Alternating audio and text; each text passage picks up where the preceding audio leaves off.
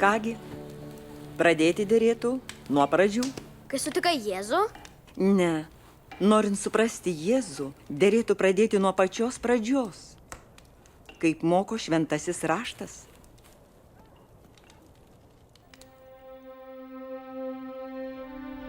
Pradžioje Dievas sukūrė dangų ir žemę ir visus augalus, gyvūnus, paukščius ir jūrų gyvius.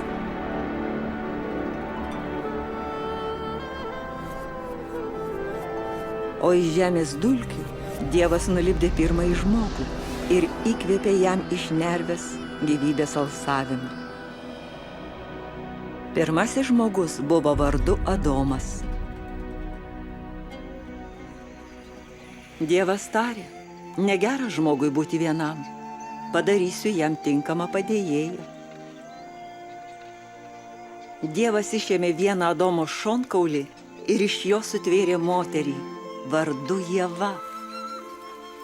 Taigi padarė ją ne iš Adomo galvos, kad ji jam vadovautų, ir ne iš padų, kad jis kojomis ją tryptų, bet iš šono, kaip jam lygia, kad brangintų ir saugotų, glaustų prie širdies ir mylėtų. Dievas iš meilės sukūrė vyrą ir moterį, kad jiedu atspindėtų jo paveikslą ir gyventų darnoje su juo. Jis pavedė jiems drauge valdyti visą kūrinyje.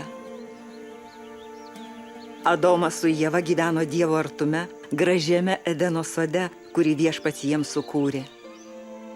Dievas irgi vaikščiojo tame sode ir kalbėdavosi su žmonėmis. Tenai nebuvo nei kančios, nei priespaudos, nei mirties. Dievas įsakė Adomui, nuo kiekvieno sodo medžio tau leista valgyti, bet nuo medžio pažinimo gero ir blogo nevalgyk, nes tą dieną, kurią suvalgysi jo vaisių, tikrai mirsi.